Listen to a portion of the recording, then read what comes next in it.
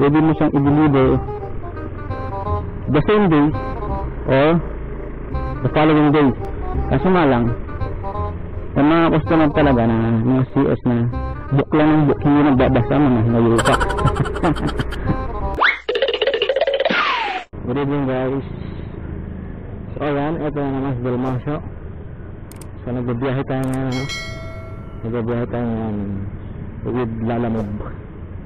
Yan. So ang oras ngayon ay alas 8 ng gabi. Yan. Gabi na tayo nakalabas eh. Wala kasing mag-alaga sa mga anak kanina. Kaya gabi na ako lumabas. Hinintay ko muna si Mrs. makauwi. Okay na rin po kasi para hindi na init, no? Right, so pick up tayo ngayon dito sa Cainta, going to Marikina. So malapitan lang muna tayo ngayon guys. So, try ko lang din mag single book ngayon, yung malalapitan nyo. Kasi bumaba yung ratings ko kaya Lalamove. Kaka double book, triple book price. Yan. Naiinip yung ibang mga CS eh sa kanilang mga item na i-deliver natin, no? Kaya na-rate tayo. Yan. Yung dating excellent naging good na lang. 3 bar na lang. So yan, 3 bar. Wala na yung 3 bar guys eh. Dati 4 bar yan, puro kulay green. Kaya ngayon 3 bar na lang, tapos puro pula. Para po kay Lore Diaz, Marikina. T-shirt siya. Okay pa. Sige pa. Tungin ko na dito siya. Apa? Okay sir, thank you. Good stuff. Book lang muna tayo ngayon, malapitan. Bawiin natin yung ating excellent ratings. Bumaba kasi guys, from excellent naging good na lang. Pambihira talaga. Nga, kikwento ko sa inyo kung paano bumaba.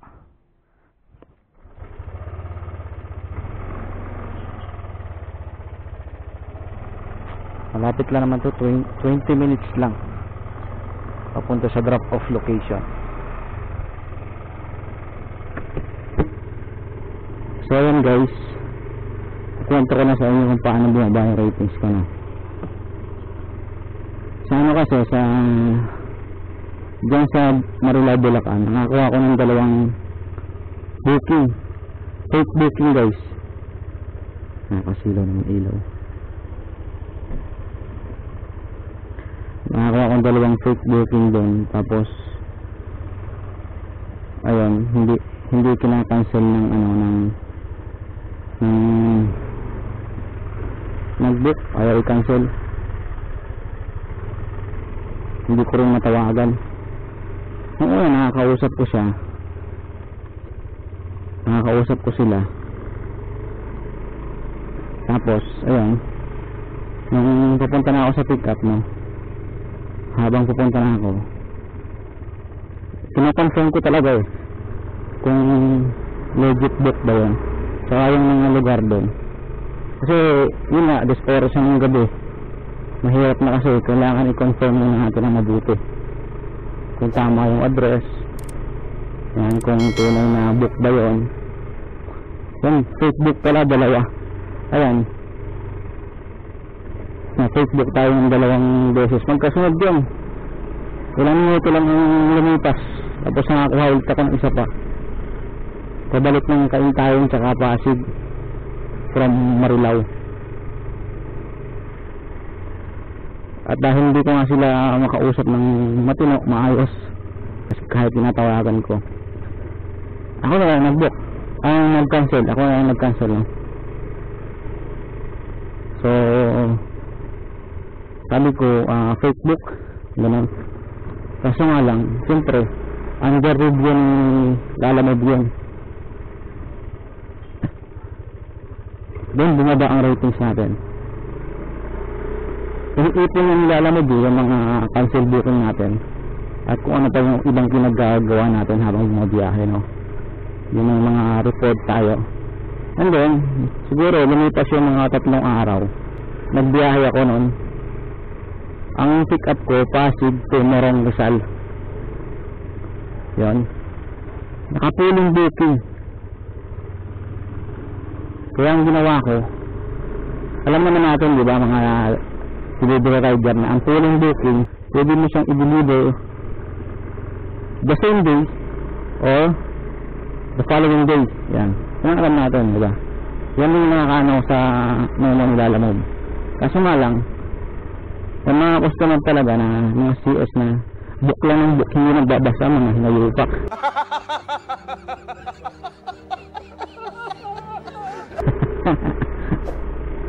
Book lang ng book, ang gusto lang makadiscount eh. Kapal ang mukha nyo. Yan yung pulling booking. Pwede na siyang i-deliver ngayong araw hanggang kinabukasan. Depende sa iyo kung kakayanin mo ngayong araw, no? Or ipagpabukas mo ng pag-deliver. Yan yung pulling booking. Kaya din sa mga laging nagbubook kay Lalamove, no? At kung nakapapanood nyo to, yan, kung ito yung ibig sabihin ng pulling booking, at yung screenshot ko ipapulas ko na dyan sa screen para mas mabasa nyo rin, ano, maintindihan nyo mabuti. Yan ang pulling booking. Yung time na yun, yun nga, pulling booking na yun, i-deliver ko sa Morong. Tapos nagmamadali pa. Aba, matindi! Yung nag-book. Eh siyempre pulling booking, kinuhanan ko ng kasabay. 3 ata yung kinuha ko ng kasabay. 3 pulling booking yung dala ko. Naging tira-tira ko ng pulling booking yun eh. Punta lahat ng Rizal yun. Ngayon, napakatagal ko daw. Sabi, sinend ko sa kanya yung screenshot na kung anong ibig sabihin ng pulling booking, ano. At ayun, hindi na siya nag-reply. And then, na-complete ko na yung deliveries ko sa kanya. Malamang, nireport na ako. Ayan. Na gano'n na tumagal yung kanyang item. Iba kasi mga nagbubook, nakapuling na nga. Demanding pa. Yan, sa mga mahilig lagi nagbubook kay Lalamove. Yan. Kung napapanood nyo to, no? Huwag naman ganun, guys. Intindihin yung rider. Gusto rin namin kumita. Huling-huling nga, nag-discount na nga kayo. Gusto nyo, madalian pa. Ano nakikitain namin yan? Talong-talo na kami sa gas yan. Kung isang book lang tatakbo namin, tapos nakapuling booking pa, no? Nakakainis lang pag ganun eh. Discount na nga sila, tapos mamadaliin ka pa, tapos kapag tumagal report ka pa. Walang yan naman eh. Sorry for the word, guys, ha. Nakakainis lang talaga. Huwag naman tayong ganun sa mga delivery rider. Intindihin na lang natin, oras lang naman ang hihintay natin eh, para ma-deliver namin yung mga item nyo. Hindi naman lahat ng nag-book kay Lalamove mga buraot. Mas marami pa rin talaga yung mga galambon, mga nakakaintindi. Sasabihin pa sa'yo, sige sir, sabayan nyo lang yun, ganon. Ay yung nakabuling booking, ayaw pa sabayan. Ayaw matagalan. Tapos yung naka-priority and regular, okay lang sa kanilang sabayan. Diba? Nasa ng hostation. Yan, guys, so wala lang, sana ano ko lang, na-share ko lang sa inyo, no? Yan. So ito yung delivers natin, napunta ng Marikina from Cainta, Rizal. Yan, guys, so update ko na lang kayo.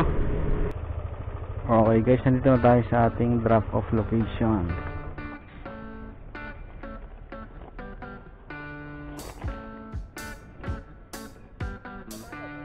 ₱80 lang, sir. Opo.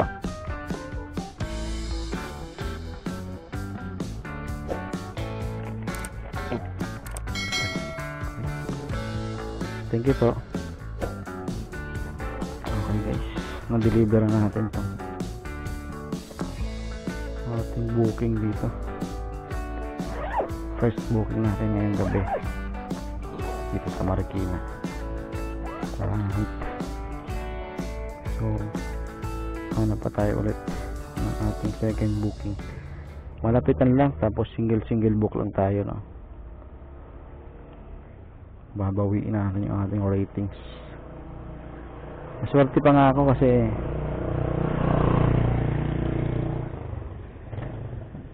good yung item ko, naging ano tayo to, yung ratings ko good pa lang, you know. Yung sa iba poor. Sakla pag ganun. Okay guys, mayroon na tayong second booking, no, from Marikina to San Mateo. Tawagan muna natin.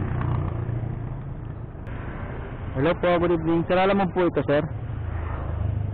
Sir, kasi naman sir, alam mo bag yung ipapadeliver niyo, sir, no? Okay po. Maliliit lang to. So, hindi ko rin alam to kung anong itsura. 8 boxes of barley. Magtaka lang si sir kung bakit. Searching ng driver. Walang kumukuha. Yan. So, puntahan na natin guys. 5 minutes lang from here.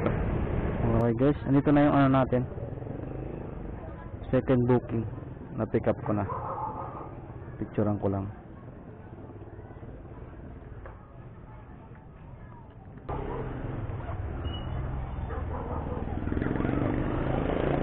Single book lang tayo ngayon guys.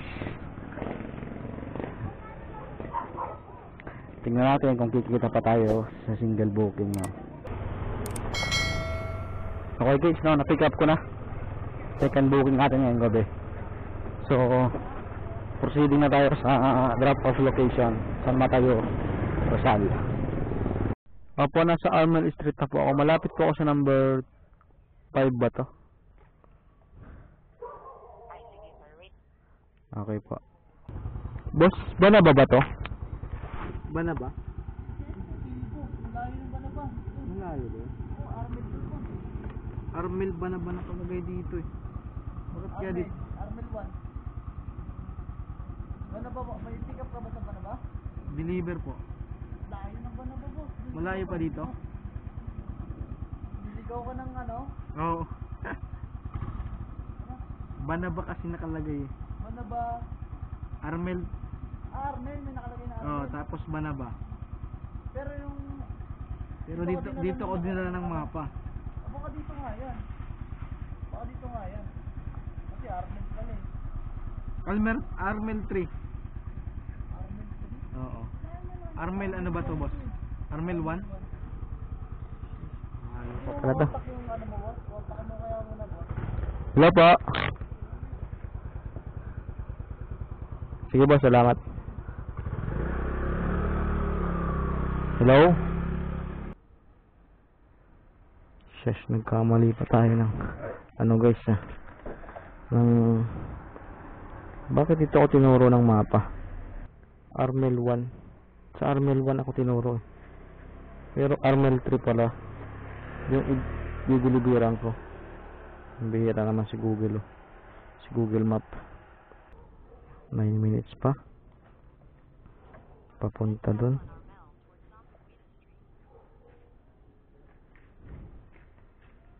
Armel 3 malayo pa to. Ayan, so puntahan natin dun sa Almer 3.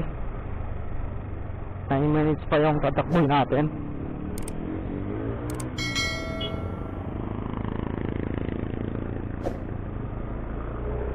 Alright guys, so update na lang guys.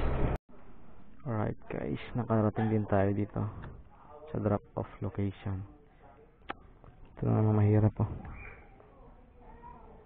Malayo na ako, dapat nag-arrive na pala ako doon kanina sa pinuntahan kong lugar kasi yan ang nakapin eh.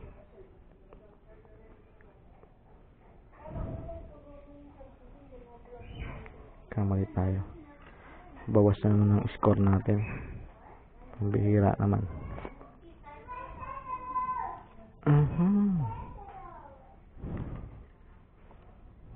Okay lang yan. So ayan guys, meron tayong pang third booking. Yan. From San Mateo to Antipolo, Rizal. Yan. Third booking natin to. So tara, punta na natin. Malapit lang to eh. 4 minutes lang.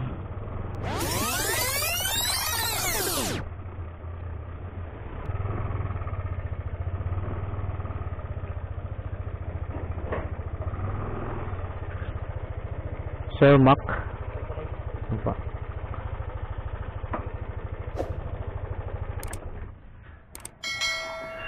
Alright.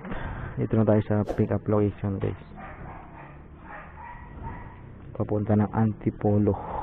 Uy. Pag hindi, yung isa, dyan na lang sa labas. Hindi kasya sir. Try natin sir. Pag nagkasya ito ng paganyan, nakasya dalawa. Kasya sir. Okay.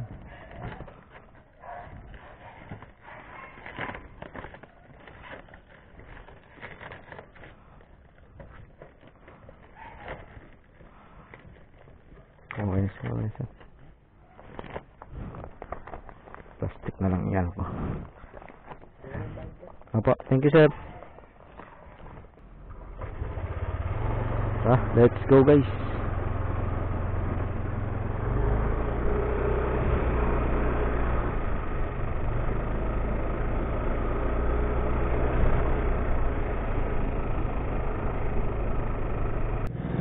Yun guys, na-drop na natin yung ano natin, delivery dito sa Antipolo. Hindi ko na na-videohan yung saktong pag-deliver na, yung saktong pag-drop. Hindi ko na na-videohan.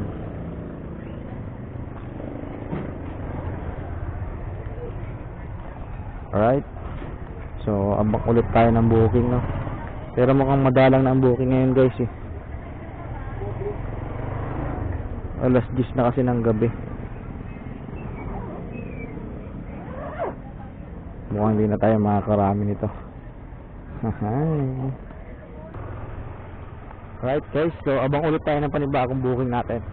Tatlong book na tayo yun.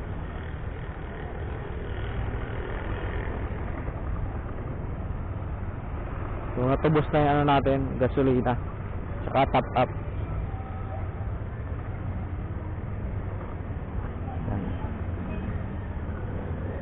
Bang lang ulit muna tayo dito guys, tambay muna ako dito. Yan, update ko na lang kayo. Alright guys, nandito pa rin tayo sa Antipolo. Yan, so mayroon na akong panibagong booking na nakuha. Antipolo lang to eh. Problema dito guys, yung pipikapin ko cellphone, tapos hindi ko pa alam ang cellphone, no? Yan, nakalagay dyan, ayan lang yo, yung booking nya. So sinwipe ko yan, and then nung magkausap na kami nitong ano sa live chat, abono pala to guys, kasi wala daw siyang Gcash. Dapat kasi pag magbubook tayo, kung